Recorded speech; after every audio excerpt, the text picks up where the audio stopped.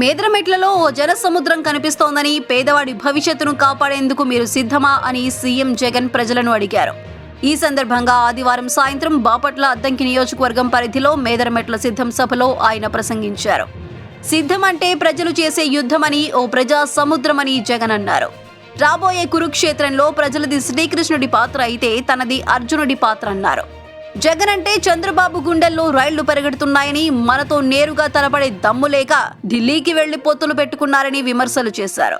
Chandrababu cycle కు ట్యూబ్లు, టైర్లు లేవని, చంద్రబాబు సైకిల్ తుప్పు పట్టిందని, ఈ తుప్పు పట్టిన సైకిల్ తోయటానికి వేరే పార్టీలు కావాలంటూ సీఎం జగన్ ఎద్దేవా చేశారు. చంద్రబాబు మాదిరిగా నటించే పొలిటికల్ స్టార్లు 10 మంది లేరని, అబద్ధాలకు రంగులు పూసే ఎల్లో మీడియా లేదన్నారు.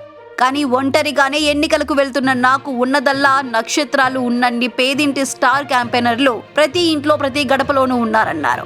ప్రతి ఒక్కరూ మీ జగన్ కు అండగా స్టార్ క్యాంపెయినర్లుగా ముందుకు నడిపేందుకు నడుం బిగించాలని పిలుపునిచ్చారు. 2014 ఎన్నికలకు ముందు టీవీ చూస్తే చాలు ప్రకటనల రూపంలో చంద్రబాబు చేసిన మోసపూరితమైన హామీలే ఉండేవని, మళ్లీ ఇప్పుడు కిచిడి మేనిఫెస్టో తీసుకొచ్చాడని జగన్ అన్నారు.